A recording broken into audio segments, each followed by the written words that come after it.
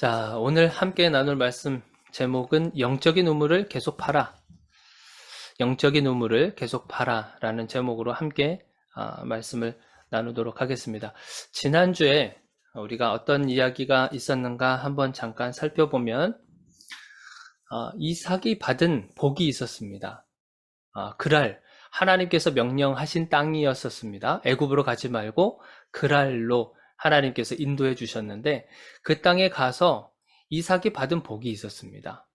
이삭이 받은 복이 있었는데 그 중에 가장 우리가 눈여겨봤던 것이 뭐였습니까? 거부가 된 것이었어요. 부자가 된 것입니다. 그래서 우리가 이것을 보면서 부자가 되는 것, 거부가 된 것만이 하나님이 말씀하신 복인가라고 하는 것이었어요. 성경, 성경에서 성경에서 우리가 복이라고 이야기하면 성경에서 우리가 복이라고 이야기를 하는 것은 뭐냐면 물론 부자가 되는 것도 사실 복 중에 하나일 수 있겠죠. 그러나 성경에서 근본적으로 말씀해주고 있는 복은 어떤 거냐면 하나님이 함께하는 복입니다. 하나님이 함께 하신다라는 복이에요. 결과하고 상관없이 하나님과 함께 하고 있는 것 자체가 복이라고 이야기를 하고 계시는 거예요. 그래서 하나님이 함께 하심으로 인해서 나타난 하나의 현상이 뭐냐면 거부가 된 것이에요. 이삭이 그러한 복을 받았다라고 우리가 생각할 수 있는 거죠. 그렇다고 해서 우리가 복을 부자가 안 된 사람, 하나님과 함께 했는데 왜 나는 부자가 안 돼? 나는 왜 거부가 안 되고 나는 왜 생활이 맨날 이래? 이러면서 이렇게 한탄하고 하는 것이 아니라 이것이 하나님과 함께 함으로 인해서 나타나는 하나의 현상이다. 그 중에 한 가지다. 나타날 수 있는 현상은 굉장히 많아요. 그런데 그 중에 하나가 이 거부가 되는 것이었죠. 그래서 결과가 아니라 하나님이 함께 하고 있는 것 자체를 우리가 성경에서 말하는 복이라고 이야기를 했습니다. 자, 그 복을 누가 시기했습니까? 아비멜렉 왕이 시기를 했습니다. 아비멜렉 왕은 가진 것이 많아요. 왕이지 않습니까? 그러니까 권력도 있고요, 힘도 있고요, 어떤 재산도 있고, 어떤 자기 말 한마디면 사람을 왔다 갔다 할 수 있을 만큼의 그런 권력과 모든 것을 다 갖추고 있는 사람이에요.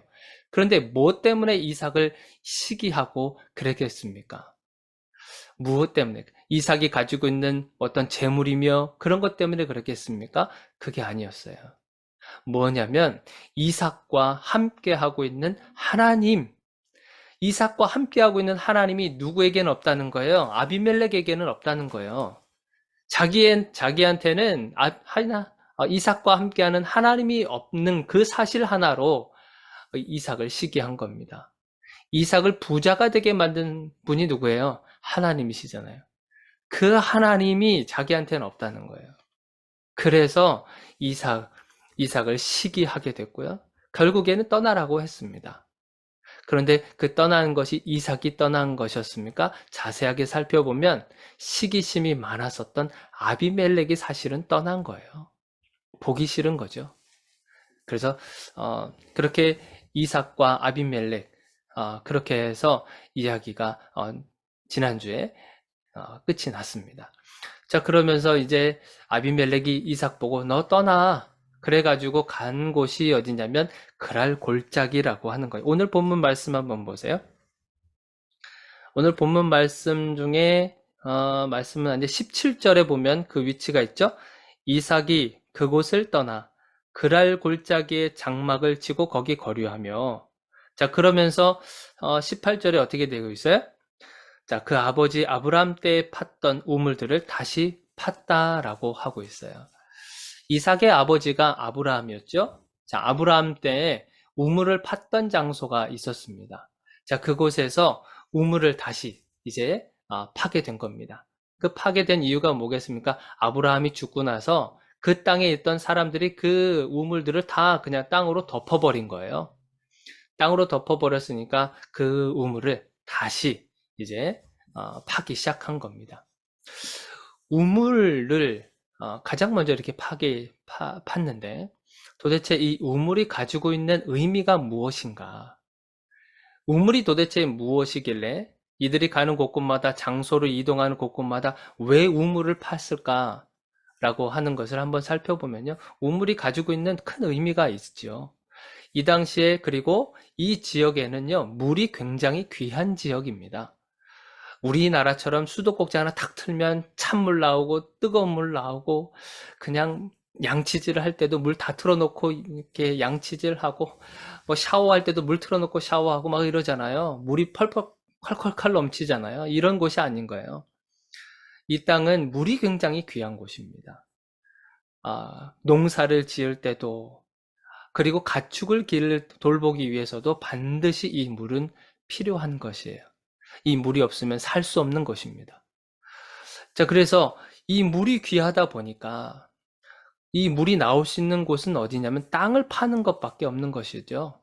우물. 그래서 우물을 계속 파는 거예요. 그래서 이때 당시에 사람들에게 우물을 얼마나 가지고 있느냐, 얼마나 소유하고 있느냐에 따라서 저 사람이 부자인지 가난한 사람인지를 이렇게 판가름할 수 있게 되는 거예요. 자, 그러니까 재산이 많고 적음을 뭘로 알 수 있다 그랬어요? 우물이 있느냐 없느냐, 얼마만큼 있느냐. 어떤 사람은 10개의 우물을 가지고 있고 어떤 사람은 5개, 어떤 사람은 1개 이렇게 있을 수 있잖아요. 그러니까 우물을 많이 가지면 가질수록 그만큼 힘이 생기고요. 그만큼 권력이 생기고 그런 능력이 있게 되는 거죠. 그러다 보니까 많이 가진 사람은 그것을 통해서 권력이라고 하는 것이 생기는 거예요. 사람을 부릴 수도 있고요. 그리고 어떤 힘과 권한이 주어지다 보니까 이 우물을 소유하려고 하는 그 마음들이 얼마나 많이 있겠습니까? 그래서 우물을 가지고 있는 자는 더 많이 가지려고 합니다. 그리고 심지어는 없는 자들까지, 그리고 자기보다 조금밖에 없는 우물을 몇 개 가지고 있지 않은 그 자들의 가지고 있는 것까지도 다 이렇게 빼앗아 가면서까지 우물을 자기 것으로 소유하려고 하는 그 마음들이 굉장히 많았던 거죠. 그러니까 가진 자는요, 더 많이 가지려고 애쓰고 하는 거고요. 싸워서 쟁취하고 하는 거죠. 없는 자들은 어떻게 하겠습니까? 그 없는 자들은 없기 때문에 그것을 지켜낼 수 있는 힘이 있겠습니까? 없으니까 그 가지고 있는 것마저도 다 빼앗기게 되는 그런 사건 일들이 일어나는 거죠. 그렇다고 해서 없는 자들은 또 어떻게 하겠어요? 더 내가 저 사람보다 더 많이 가져야 되겠다. 그래야 내게 힘이 있겠구나. 그런 마음으로 해서 없는 자들은요, 저 가지고 있는 사람들만큼 가지려고 또 그렇게 애쓴다고 하는 거예요. 가진 자는 가진 자대로 애쓰고요. 없는 자들은 없는 자들대로 애쓰는 거예요. 이 우물이 가지고 있는 그런 의미가 그런 거죠. 오늘날 우리들하고도 참 비슷하지 않겠습니까? 가지려고 하는 자들은 더 가지려고 하려고 애쓰려고 하고 있고, 없는 사람은 없는 사람들대로 또 가지려고 하고 하는 그 마음들이 사람들에게 다 있다고 하는 거예요. 자, 그래서 이 우물이 이러한 의미를 가지고 있어서 이때 당시에 그런 분쟁과 그런 소유권 분쟁 이런 것들이 굉장히 많았던 거죠. 자, 이삭도 마찬가지였었습니다. 아브라함 때에 우물을 다 아버지 소유로 가지고 있었는데 아버지가 돌아가시고 나서 그것을 다 메워버렸다 그랬잖아요. 자, 그것을 다시 파게 되는데 그러면서 나타나게 된 분쟁들이 일어난 거예요. 그 지역에 살고 있는 사람들과 다툼이 일어나게 된 겁니다. 자, 18절을 한번 보세요. 18절 하반절부터 보니까 자, 이삭이 그 우물들의 이름을 그의 아버지가 부르던 이름으로 불렀더라. 그러면서 19절 그 다음에 22절까지 이름들을 이렇게 쭉 나열을 하고 있는 거예요. 아버지가 부르던 이름으로 불렀다. 아버지의 소유로 되어져 있는 그 우물들을 다시 팠는데 그때 사용했었던 이름들을 지금 다시 사용하고 있다고 하는 거죠. 이게 무슨 뜻이겠어요? 소유권을 다시 주장하겠다라고 하는 것이잖아요. 자, 그런데 이 시간이 굉장히 많이 흘러간 시간이었어요. 아버지인 아브라함이 죽고 나서 다시 이 이삭이 이 우물을 팠을 때 그 시간이 굉장히 시간이 많이 흘렀거든요. 시간적으로 보면 한 70년에서 한 80년 정도가 흘러간 이후예요.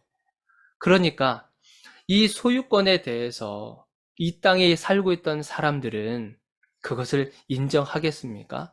이거 우리 아버지 땅이야. 우리 아버지가 팠던 우물이야. 이제 그렇게 이야기한다고 해서 순순히 그것을 내놓겠습니까? 70년이나 80년 이렇게 지나간 세월이에요. 다 잊혀졌을 가능성이 있죠. 자, 그러니까 무슨 일이 일어났습니까? 그 땅에 살고 있었던 사람들, 그랄 골짜기에 살고 있었던 목자들과 이삭의 목자들이 이 우물 때문에 이제 다툼이 일어나게 된 거예요. 몇 번이나 그랬을까요? 한 3번이나 그런 거죠. 정확히 말하면 2번 정도 이렇게 다툼이 일어났고 마지막 3번째 때 정착을 하게 됐는데 그 이름들이 있어요. 자, 오늘 20절 하반절에 보니까 첫 번째 그 우물의 이름이 나오죠. 이삭이 다툼으로 말미암아 그 우물 이름을 에색이라 하였다. 이 에색이라고 하는 이름의 단어가 뭐냐면 다툼이라고 하는 거예요. 다툼. 자, 그리고 두 번째 우물도 나오죠. 21절. 이 에색이라는 곳에서 팠는데 다툼이 일어나서 이삭과 그 목자들이 다른 데로 이동한 거예요. 21절. 자, 또 다른 우물을 팠더니 그들이 또 다툼으로 그 이름을 신나라 하였으며, 이름이 뭐라 그래요? 신나라 그랬어요. 신나, 이것은 이름이 뜻이 뭐냐면 대적하다 라고 하는 뜻인 겁니다. 첫 번째 때도 우물 팠는데 다툼이 일어나서 마치 도망치듯이 도망가고, 또 두 번째도 마찬가지 팠는데 또 다툼이 일어나서 또 다른 곳으로 이동합니다. 그 다른 곳이 어디냐면 마지막 우리 22절 한번 보세요. 이삭이 거기서 옮겨 다른 우물을 팠더니 그들이 다투지 아니하였으므로 그 이름을 르호봇이라 하여 이르되 이제는 여호와께서 우리를 위하여 넓게 하셨으니 이 땅에서 우리가 번성하리로다. 마지막 땅 이름, 마지막 우물 이름이 뭐라 그래요? 르호봇. 자, 장소가 넓다라고 하는 뜻을 가진 이 르호봇인데, 첫 번째, 두 번째 때 이렇게 싸움을 피하듯이 도망쳐 나오듯이 하면서 마지막 세 번째에 가서야 이제 그 다툼이 그치게 됐는데, 우리가 이것을 보면서 이삭에게 질문을 던지고 싶은 게 있는 거죠. 뭐냐면, 아니, 왜 그거 아버지 거지 않습니까? 아버지의 소유권, 아버지가 돈을 주고 산 건데 왜 아버지 거라고 그렇게 당당하게 주장하지 않았습니까? 이삭은 왜 그것을 주장하지 않고 마치 이렇게 도망가듯이 그렇게 그 상황을 피하듯이 이렇게 태도를 보였을까라고 하는 것이에요. 그러면서 이게 이삭의 성격 탓인가? 이삭이 예전에 그 아내 리브가를 팔았었던 전적이 있죠. 이제 그런 걸 보면서 약간의 그 이삭의 성격이 드러납니다. 약간 겁쟁이 아니야? 그리고 아버지처럼 이게 거짓말쟁이 아닌가? 그러면서 자기 것을 자기 거라고 이렇게 주장하지 못하는 우유부단한 성격을 가진 사람인가? 아니면 아버지 아브라함처럼 다투기 싫어서, 그러니까 평화주의자인 거죠. 다투기 싫어서 그냥 자기 것을 주장하지 않고 그냥 다른 곳으로 피한 것 아닌가? 우리가 그렇게 이제 상상하고 추측해 볼 수 있죠. 진짜 그런 걸까요? 이삭의 성격 탓으로 만약 이렇게 소유권을 당당하게 주장하지 않았을까요? 그렇지가 않아요. 자, 이삭이요, 얼마든지 자기가 가지고 있는 힘과 권력을 통해서 소유권을 주장할 수 있었습니다. 왜냐하면 그만큼 강성해져 있었어요. 이때 당시의 상황이. 왜냐하면 아비멜렉 왕이 뭐라 그랬어요? 지금 너를 보니까 강하게 보였다. 아비멜렉이 이삭을 떠나라고 했었던 이유가 뭐였어요? 강하고 강성해 보였고 두려워서라고 하는 말을 했거든요. 그만큼 왕이 두렵다고 하는 거예요. 왕이 두려워할 만큼의 어떠한 권력이며 힘이며 뭐 어떤 군사력이며 뭐 이런 걸 다 갖추지 않았겠습니까? 이삭이. 그러니까 얼마든지 이삭은요, 자기가 가지고 있는 것을 통해서 얼마든지 소유권을 주장할 수 있었어요. 그런데 그것을 사용한 거예요? 사용하지 않았어요. 사용하지 않은 겁니다. 왜냐하면 여호와 하나님께서 함께 하신다는 확신이 있기 때문에 그런 거예요. 이런 확신이 없었다면 아마 이삭도 가만 놔두지 않았겠죠. 싸웠겠죠. 싸워서 쟁취했겠죠.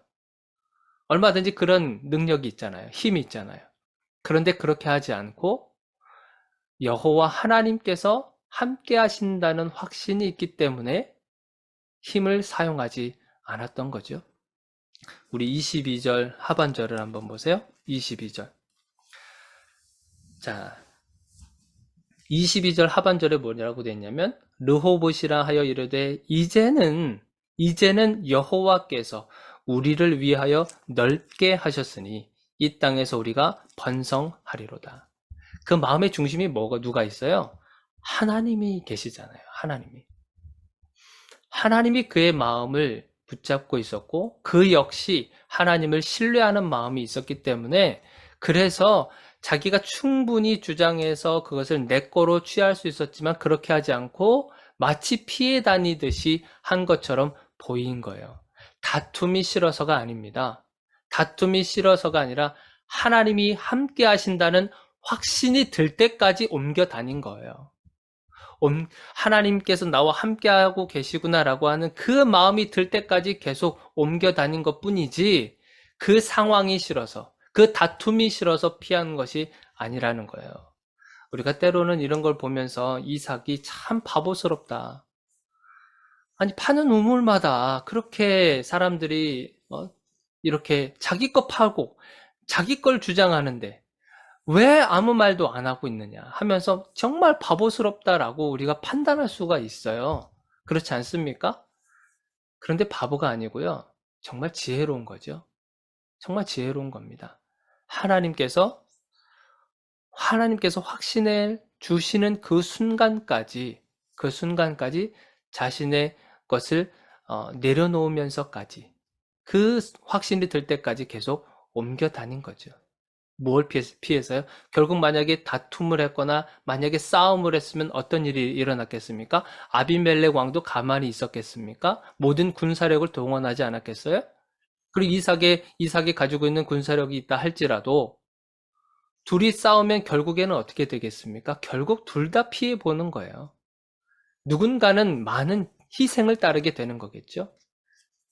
근데 그런 것도 없이 정말 하나님께서 주시는 그런 지혜를 통해서 이렇게 이 이삭이 이런 태도를 보였다고 하는 것입니다. 이삭이 바보가 아닙니다. 이삭은 하나님께서 순간마다 그런 지혜를 주셨을 거예요.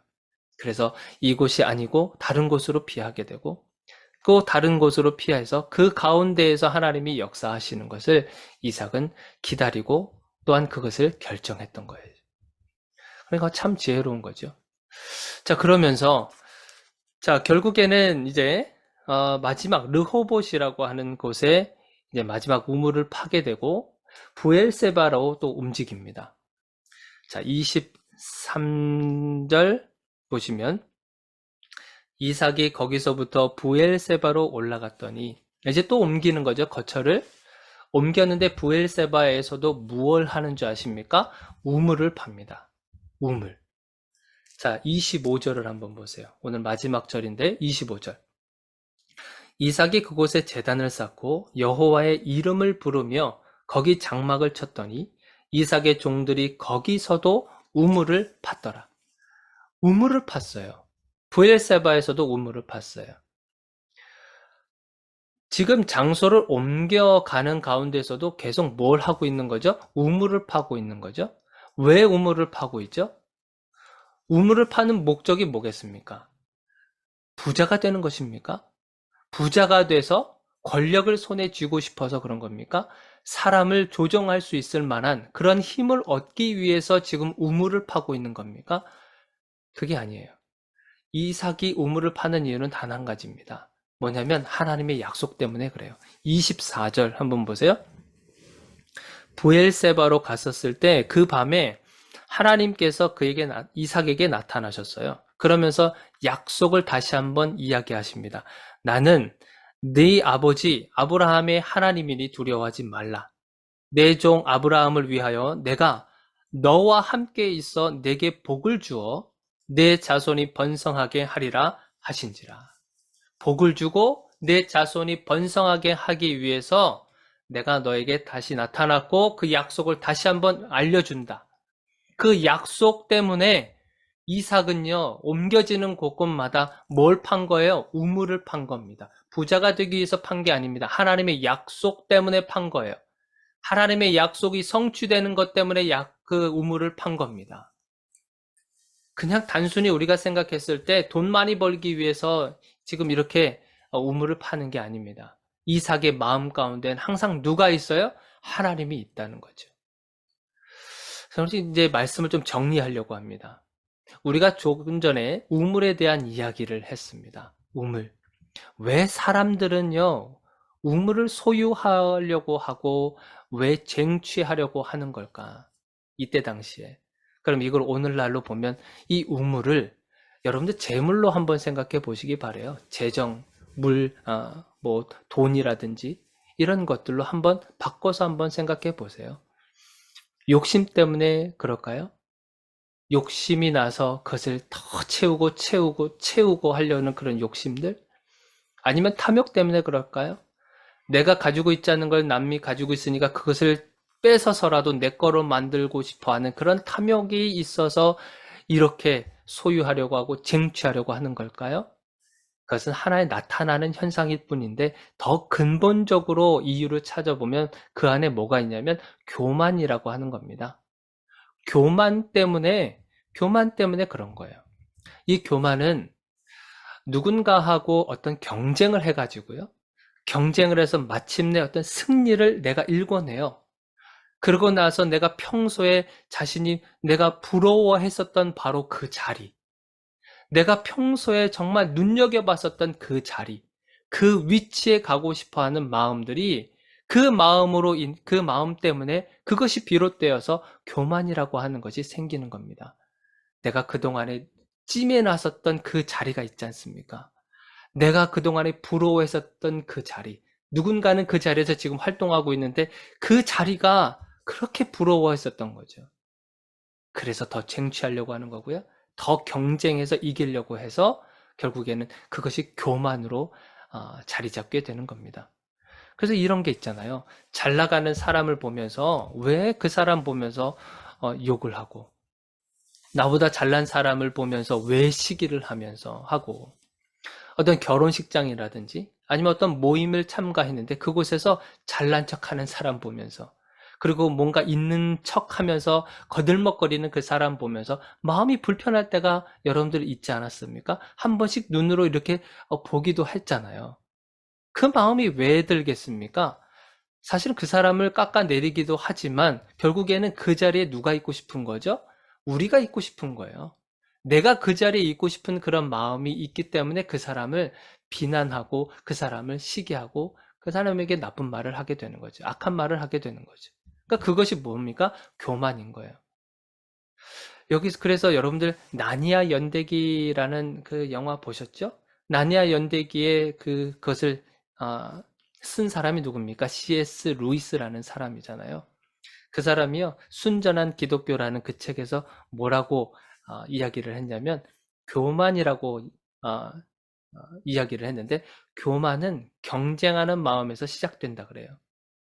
그리고 만약에 경쟁하는 마음이 없다면, 우리에게는 교만도 없어질 거라고 이야기를 합니다. 참 맞는 것 같아요.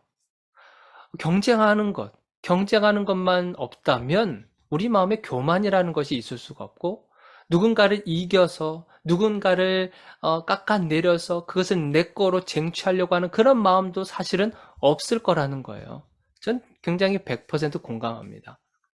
자, 그러면서 사람들은 왜 이 우물에, 왜 이 물질에 이렇게 소유하려고 쟁취하려고 하는 걸까?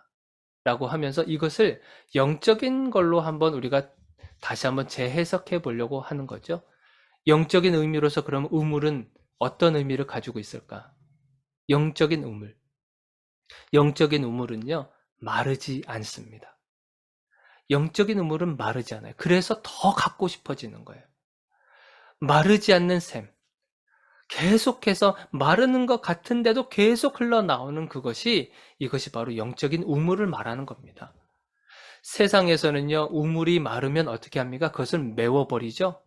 그러면서 이제 쓸모가 없어지니까 그것을 그냥 버리게 되는 겁니다. 그러나 영적인 우물은 마를 일이 없어요.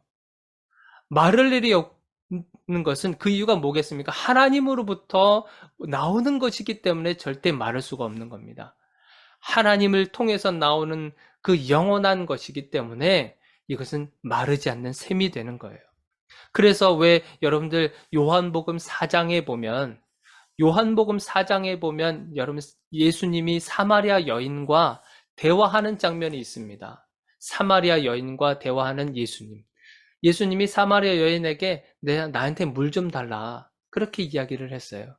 그때 이 사마리아 여인이 뭐라 그러냐면, 아니,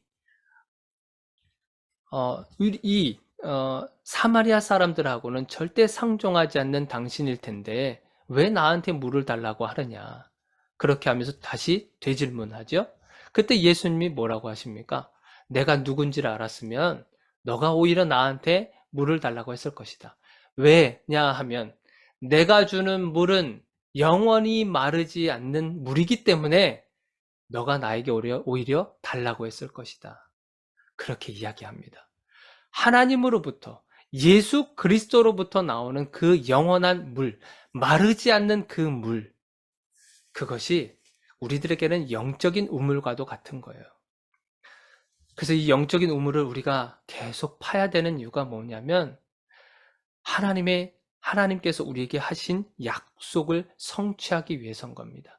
하나님이 이삭에게 주신 약속을 성취해 나가기 위해서 이삭이 계속 우물을 팠잖아요. 마치 그렇듯이 우리들도 하나님께서 우리에게 주신 약속들이 있습니다. 성경 안에 계속 읽어보시면 그 약속이 다 우리를 향해서 있는 말씀이죠. 그것이 이루어지기 위해서 영적인 우물을 우리가 계속 파야 되는 거예요.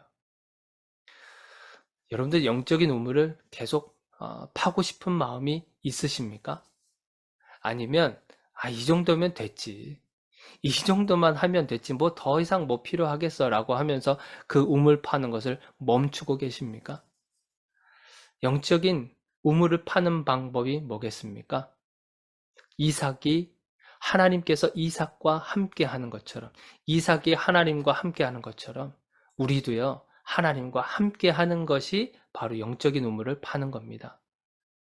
우리가 주일날 예배해드리고 또 시간이 날 때마다 말씀을 보려고 하고 기도하고 찬양하는 것, 이거는 우리가 기독교인으로서 기본적으로 하잖아요.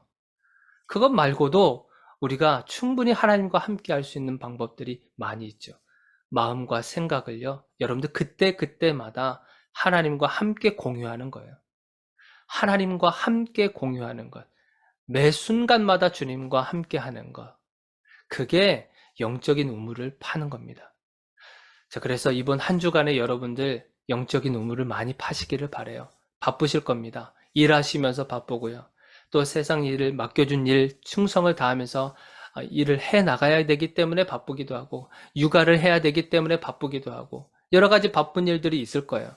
그러나 영적인 우물 파는 것을요, 멈추지 마시고 여러분들이 할 수 있는 만큼 하루에 1시간, 2시간을 말하는 것이 아닙니다.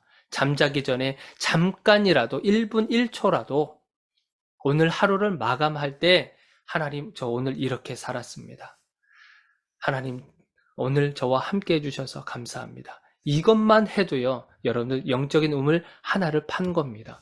그래서 여러분들 이번 한 주간에 많은 그런 영적인 우물을 계속 파 가시기를 주님의 이름으로 축원드립니다.